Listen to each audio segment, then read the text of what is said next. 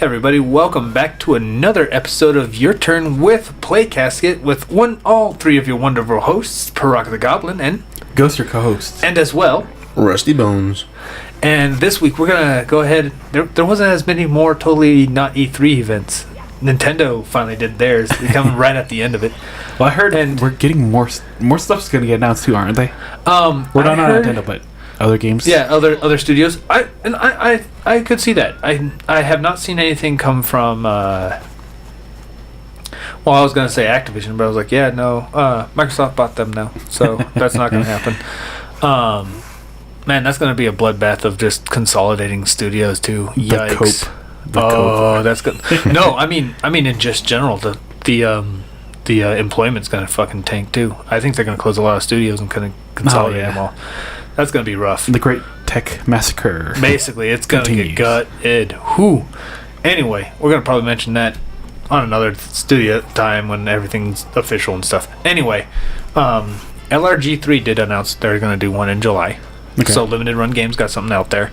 I did hear that there's going to be a small event for, I believe, super rare games. So another limited print run thing that's there. But that's really all I've heard so far, but there's got to be other ones out there. I'm pretty sure EA is going to probably eventually announce one too, because EA hasn't done anything.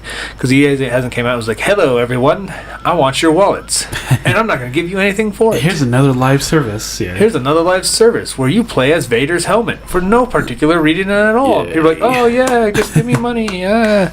And we're going to only put 32 gigs on your discs instead of 300. Anyway. Yeah, Nintendo, out of this year, I honestly think Nintendo, by just not being cringe, dominated this year. Okay. And on my Starfield. they were still cringe, so it doesn't matter. Get out. But yeah, so I think just them not being cringe just made them there, and on top of that, they're like 7 years in. This console's in terms of generation, it's old as dirt, and it's like pumping out these games. You know what I mean? Mm-hmm. Like that's impressive as shit. And I think it's one of the higher up. Like I think it's one of the better directs they've done. And I think nothing beats their first and second year. Like first and second year, they were like coming out swinging every single 3-month period. Like they're just like, and they were like releasing. Like what? Oh, okay. It's just a sound effect. You can add it to anything, even stuff on the hub. Please do that. Whose hub? Everyone's hub. Stay away from my hub. But no, like that. I think that's a little crazy, but. We're going to go ahead and break down some of our top moments and kind of talk about those moments and kind of get a feel of what everyone feels about the Direct and what was really good about the Direct and go on forward. We're going to go ahead and start with Rusty Bones. So, Rusty, what was some of your more favorite parts of the Nintendo Direct this week? Well, I guess I'll start with one of the obvious. Mario Wonder. Oh yeah. Everyone's talking about that. Mario Mushroom Trip. Once you touch that flower, everything gets crazy. Only in Mario where only in the world of Mario where characters can trip on flowers as opposed to mushrooms. Whoa. That's a wonder. They're going to have a great year, though. Especially after the movie. I think this is a good time to... Dude, after the movie, they're just dropping, 4 Mario games? Mm-hmm. And everyone's like, that's too many Mario games. I don't think it is. We haven't had this many. We've had, 1 Mario a year. Yeah. Since then. So, there's that. So, anyway, continue with Wonder. Well, I mean, some might argue it's, more of the same. But I noticed... it seems like it's really polished.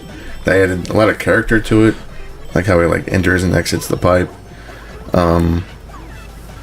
Also, what was I gonna say? No, I agree with I do agree with the characters and stuff like that. I would say a lot of the playing has been very charming and stuff, but they did take an extra step with these 2D Marios now. Like, there's a bit more to it. Like, I don't know. I feel like Super Mario Wonder to the new Super Mario Brothers series is like the Super Mario Brothers 3 of the original series. Like, there's a weird style to Super Mario Brothers 3 that stands out above the rest that just feels like a huge charismatic, like, for that era. Like, it was like a lot more like character to them that was like way different than the previous games. And I think Wonder is kind of like doing that this time too. Like, the new Super Mario Brothers Super Mario Brothers series has been pretty much straightforward. You know what I mean? Like, they haven't really changed much of the formula, and I don't even think they need to. Like, obviously, the new Super Mario Brothers is for those people who like that classic style, and honestly, a lot of those people that's all they want from the game. Like, can I just play this and jump and get some cool ability, and that's it? Yeah, it's like, just add some new gimmicks and add some new mushroom power ups and stuff like that, and call it a day. You know, and I think it worked out for a while, and then they just made Wonder. I don't think it was like, oh, we need to revitalize anything. I just think they just had a lot of time. You know what? Like, Mario Kart 8's just doing, numbers. We don't have to rush this out. Let's see what we can do to like really make this kind of vibe differently. And it does look like it plays just as simple as before, but the gimmicks kind of add a little entertainment to it, and I'm kind of excited about They're doing the multiplayer too, right? Yeah, it's like 4 player. It will still do the 4 players, but I also heard it was going to be drop in and drop out. And on top of that, there's no aerial assault where everybody bounces on top of each other anymore. Oh, that shit cracks me up, though. I accidentally kill my friends. Oh, no. Yeah, I felt that before. I get it. I'm always the butt end of that joke. Anyway, what else is there anything else on Wonder that you like, or was there anything else you want to talk about as far as your next thing? I want to talk about Myth Force. Oh, yeah, that Saturday morning first-person shooter, I think, is like first-person magic shooter or whatever. Yeah, it's like a roguelike. Okay. Also. Yeah, so I will say this, because I know a lot of people hear the word roguelike or roguelite or whatever. I'm okay with them as long as there's some level of like growth somewhere earned. Like, I don't care how minute it is, as long as there's enough there. Like, it makes me want to feel like I still gotta go and try it again. Right. And then you can even have a mode where none of that matters. But I want to at least be able to play through it. That's why I loved Dead Cells, because there was like a visualization of your unlocking all the time. It was very satisfying.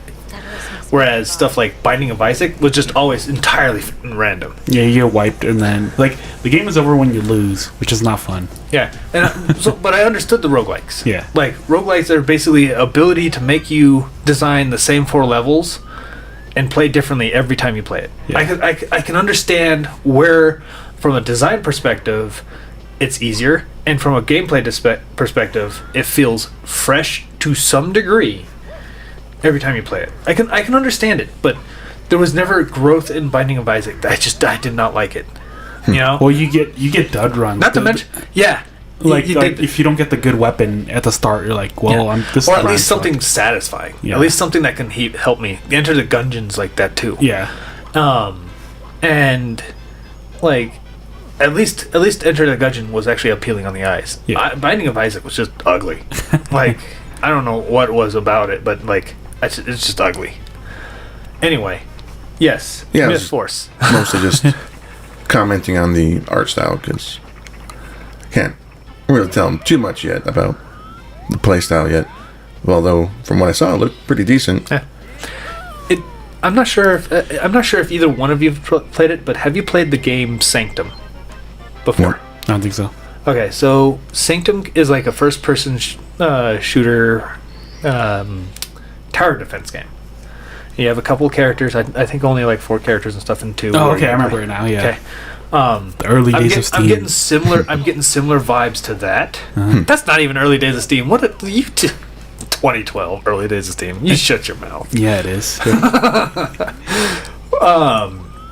But I get a similar vibe from that with the Myth Force. Like, not in a way of like tower defense, but I feel like every time you start the new game, you kind of just start bare bones fresh, and you kind of just have to build up whatever you got and just kind of power through it from there. And then once you get to a certain threshold, it's just pure chaos from there.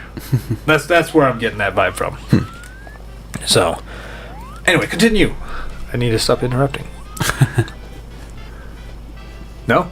Anyway? No? I was gonna say, I think the only like cringe part that I remember was like you see all these like nicely designed characters and stuff, and then they go to the Just Dance one. I'm where everyone has white face. That transition. Oh my god! And it's funny because like Just Dance just went to full digital.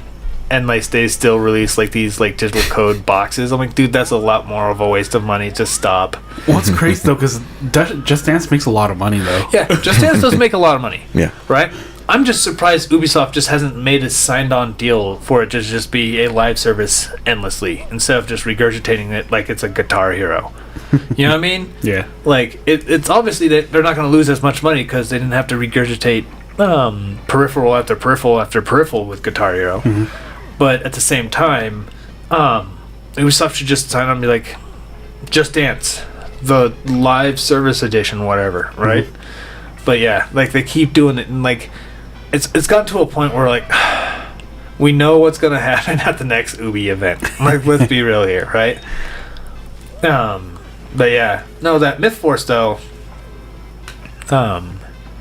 I like how they're like, it's from the old Saturday morning cartoons, and they're like, and people are like, oh yeah, it's from like the 90s. I'm like, no, it looks nothing like it. I was like, it looks like the 80s if it's anything. Yeah, it's like, 80s. It's definitely 80s, guys. Like, it is nowhere near 90s. Yikes, my guys. But yes, is there anything else you want to kind of add? Any observations or anything else that you would like to point out in the Nintendo Direct? Not that I can think of right now. Okay. Tag. Nah, you, okay. Ghost. How do you feel? Okay. Give me a second.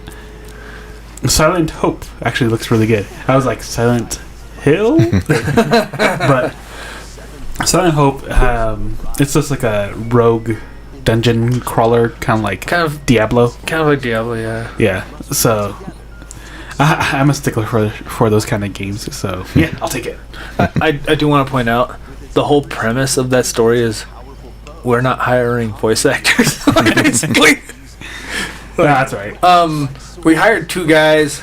There goes our budget. What if the rest of the characters just grunt? Yeah. I think that was hilarious. I'm like, oh, I see how you can save your budget right there. I'm going to totally make a game like that now. Banjo-Kazooie style? Yeah. No, not even that. Like, just the whole, you know, like swinging the swords and stuff like that. They don't just go and go, but I don't know. I really don't mind not having voices in games. And the thing is, RPGs do very well with them too, because you can actually like read them at your own pace, and then you almost supplement what you think they would sound like. Yeah, and like reading a book, and then hallucinating while you're looking at dead slices of wood. Reading savages. But yeah, no, I think Silent Hope looks pretty good.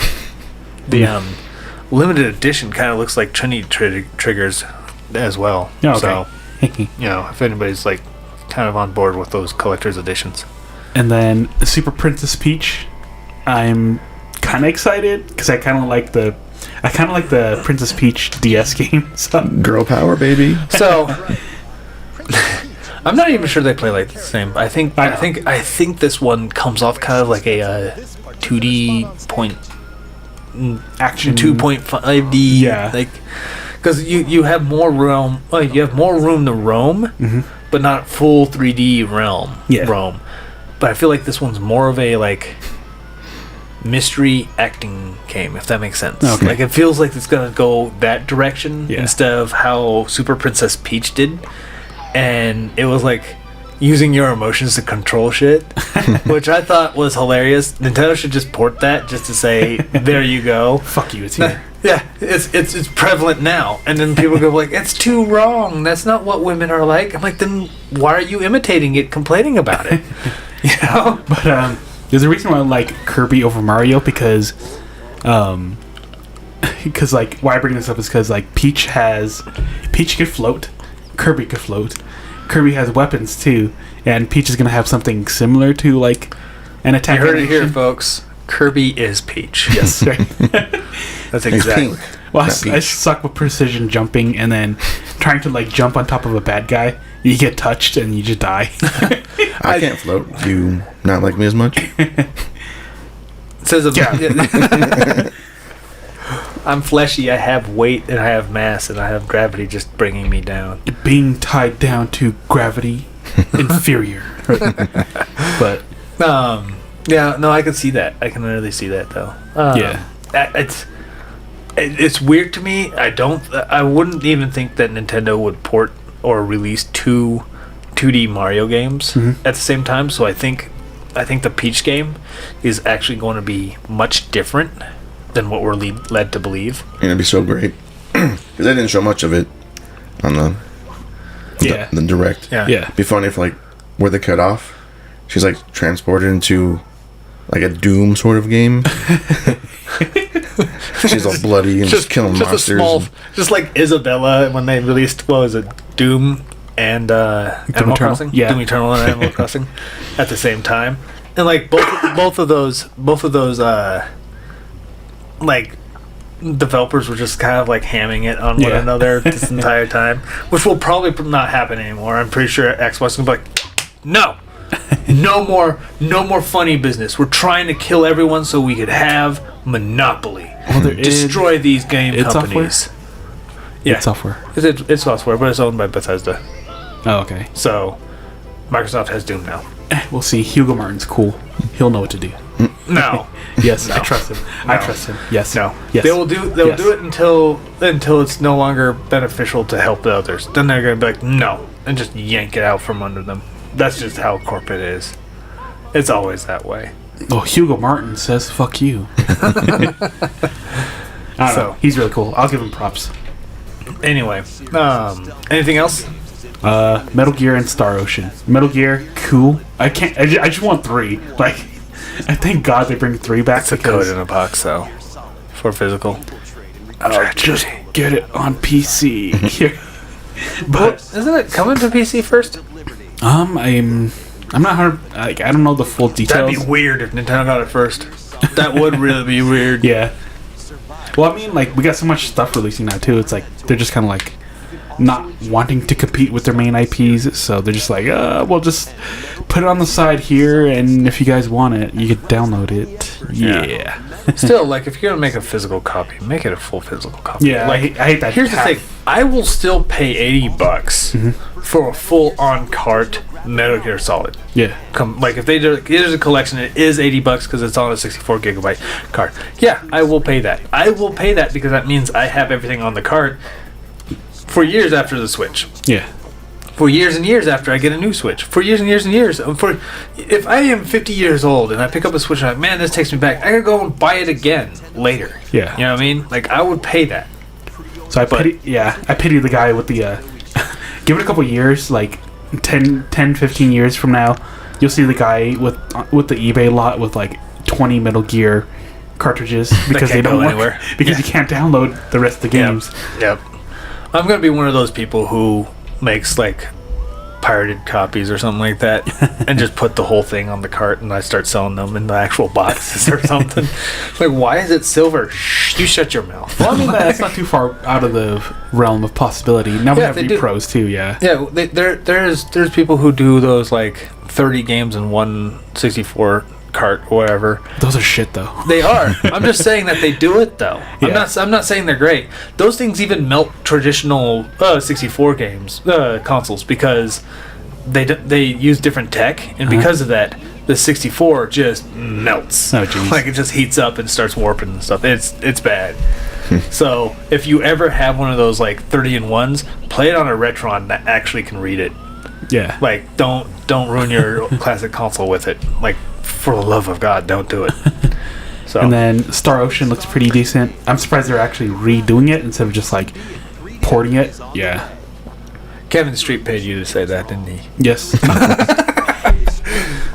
Yeah. So, yeah, that one. I think that's a sign of all the.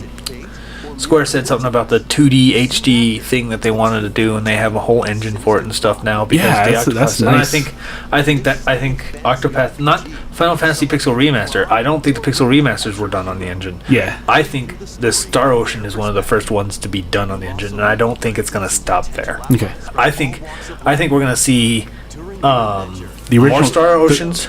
The original Tales of it are the same.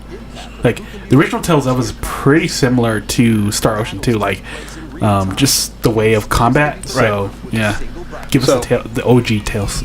Well, that's Namco. Yeah. Oh, So- yeah, damn. Namco's not going to do that. They're going to port another Katamari. Yeah. Actually, I would like a new Katamari.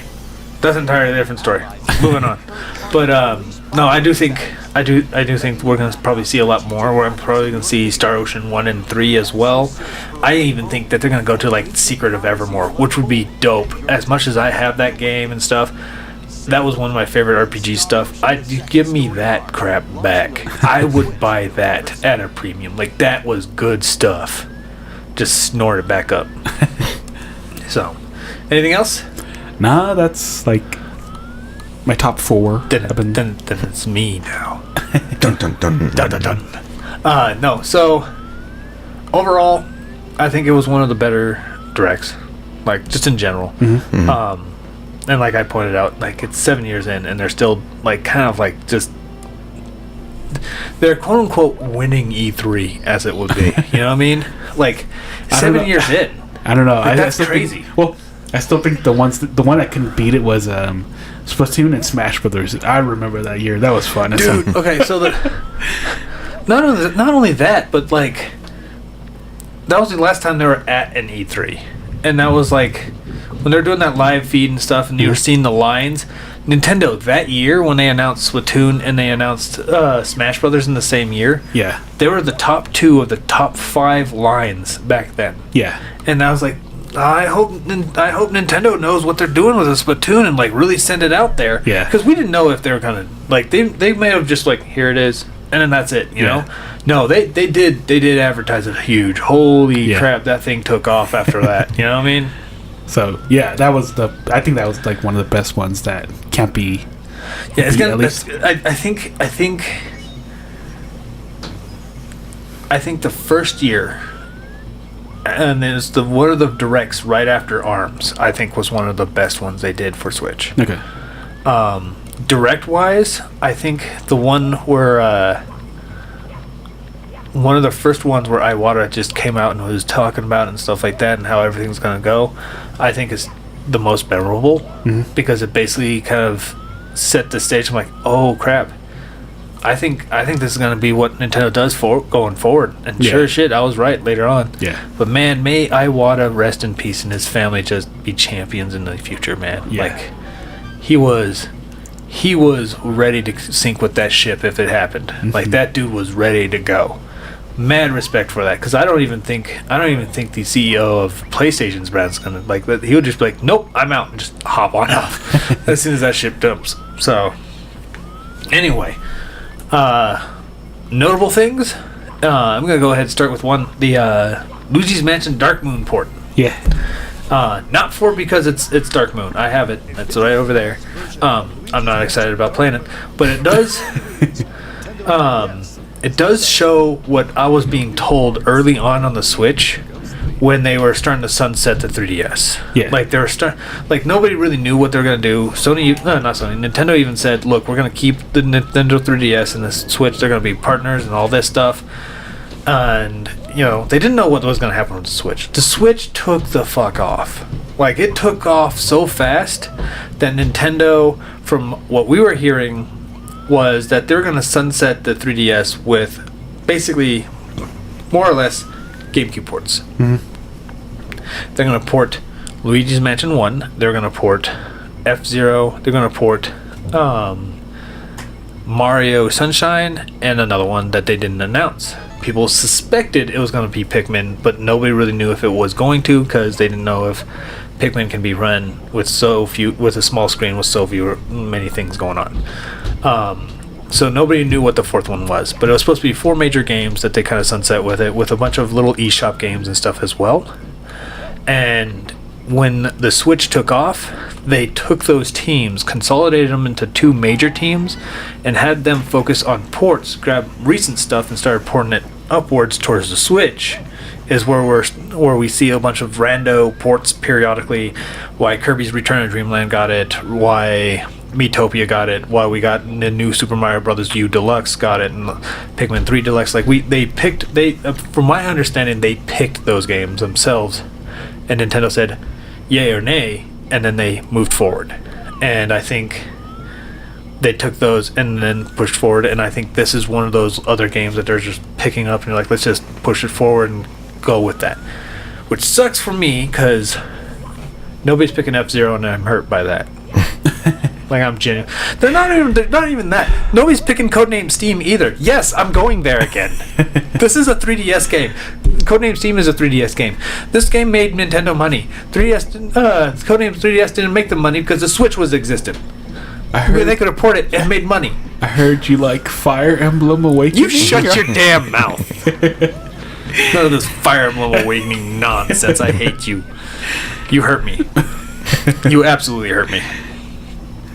Anyway, yeah, that was one of the things that talked about, because I thought it was just interesting. I was like, I think this is exactly like what I was being told was. I think this is starting to line up what I was expecting, what it was doing. So you think the Switch is going to have 8 year, 12 years? I think the Switch is going to have an 8-year run before they announce the next system. Okay. I think they're going to tease the next system sometime late this year or early next year, if the momentum slows down. If the momentum does not slow down, because we're talking about a system that 7 years in is still breaking sales records. Dude, what the hell is going on? Like, they're breaking sales records for a system that should be 3 years into the next system, basically. You know? Zelda's just so good, though. Dude, not just Zelda. Not just Zelda. Kirby's breaking records. Pokemon's breaking records. Kirby as a port is breaking records. Mario's probably going to be breaking records.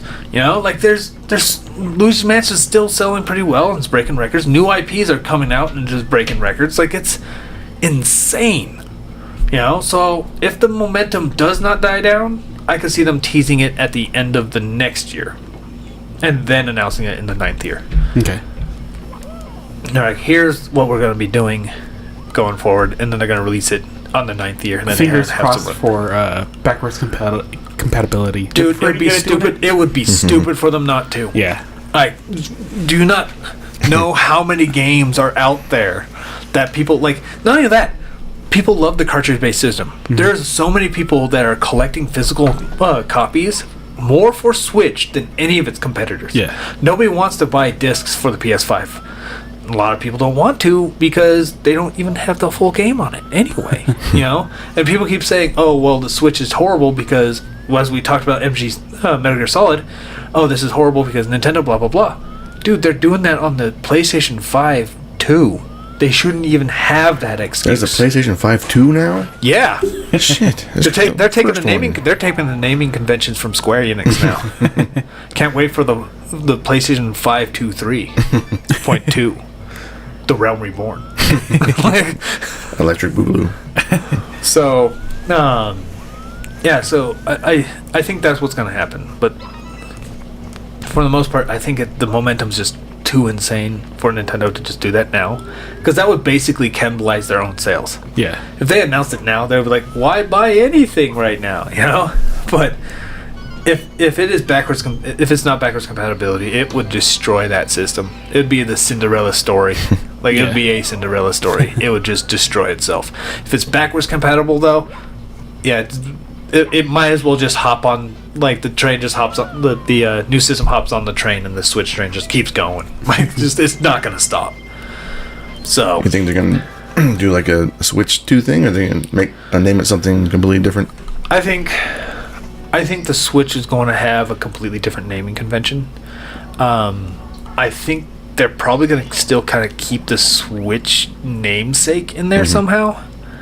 Switch Advance SP. No, I think they're going to be like, I don't know. Like, I think Swatch? Switch. No, Switched. Swip. The next 20 minutes is just going to be us making up names now. I really don't know. I think it's going to be. I don't think it's going to be like the Nintendo Switch X, whatever. I think it's going to be like the Nintendo. I'm going to make something up. The Nintendo Rupee, whatever, and then it's going to be like Switch version, as like or Switch edition, and the Switch edition is going to be more like functionally like a Switch, but the other one's going to be more like a handheld, and you can just pop it in, and you have a completely different controller for actual play. So the Joy-Cons will not pop off unless you get the Switch edition. I feel like that's where it's going to go. So it's going to be like a Steam Deck. And you just pop it in there, and you just play it from there. You heard it here first, people.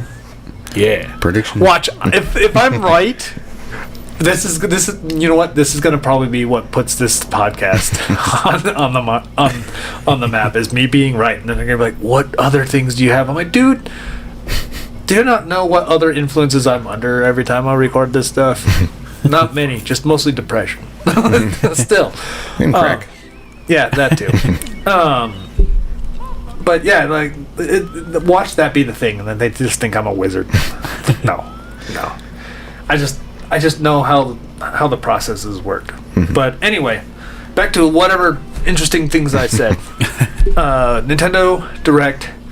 Thing I didn't like was WarioWare is getting another game. They already have one. They don't need another. What we do need is another Wario Land game. Yeah. Or just port Shake It. Why didn't we have that? What the GameCube one? No, Shake It. Well, the GameCube one is partly developed by Treasure, so that's a little harder to do. Damn it. Because I miss the mischievous evil Wario. This new one, he's kind of goofy and. Oh no! The Wario Land ones, he still kind of has that vibe. Oh, okay. The WarioWare ones are like, is kind of where a lot of his new character comes in, but the Wario Land, he still has that greed. Okay. Wario Land Shake Dimension, or Shake It, depending on where you come from on it. It's when he grabs stuff and he just shakes a bunch of the gold out of everyone and he steals them and stuff. Basically, that game was hilarious and fun, and I think that game needs more love now than another WarioWare. And especially right after the heels of 1-2 Switch getting a sequel. Like, you got two motion games that are just basically the same. That's bad. So that's the other thing. But I'm probably going to mention it because obviously none of y'all did. Super Mario RPG is getting a remake. Oh yeah, I almost forgot. Well, I mean, like, Kevin Street needs to take his money back. He's not getting what he invested in. Well, it's just because like it's big and expected, so it's like, oh, it'll launch fine. That's kind of why. So I'm gonna say this right now. I don't really think anybody truly expected it. It was something everybody wanted, but nobody expected it. Because honestly, it was such a tall, complicated, red-taped order that it would be just so out there for them to even do that. Yeah. Not only that, a lot of people still firmly believe that there's still a weird animosity, and I could say that they might still be a level of animosity with the Final Fantasy development teams in Square and Nintendo. Yeah. And it wasn't just because they made the cards. There was some bad blood with Yamochi and Square Enix executives back then that it lingered for years, dude. Like lingered for a long time. And so this is kind of like the cooperation and the collaboration that Nintendo and Square was known for back then is coming back to fruition, basically. For it to even happen, it's just unbelievable to even understand. You know what I mean? Yeah. Like, it was just such a thing that was so far out there that even though everybody loved them, and there's people out there that just get way too hard for Gino. Y'all need to calm down for that. You know? But Well, I mean, he did show up in Smash, right? Or his costume? his costume did only when Square was in it. Once Square was involved, then yeah. But I do think this being happening is like a huge event that we could probably, if it takes off, we could probably see Nintendo and Square working closer together again, which would probably guarantee more releases of Square games on Nintendo consoles, on top of more collaborations with Nintendo, maybe even a sequel to Super Mario RPG. I'm not. So I liked the game. Like, I wasn't a huge fan of the game. I wasn't like, oh man, it's just so good and all that. It was a shorter RPG. It was back when I was still into hugely into RPGs, so I like loved anything that was an RPG back then. So Mario RPG was like obviously a part of my ritual, but it was a short game. So hopefully they add a little bit more extra in it and stuff too. You know what's missing out of it? What? Like multiple waifus.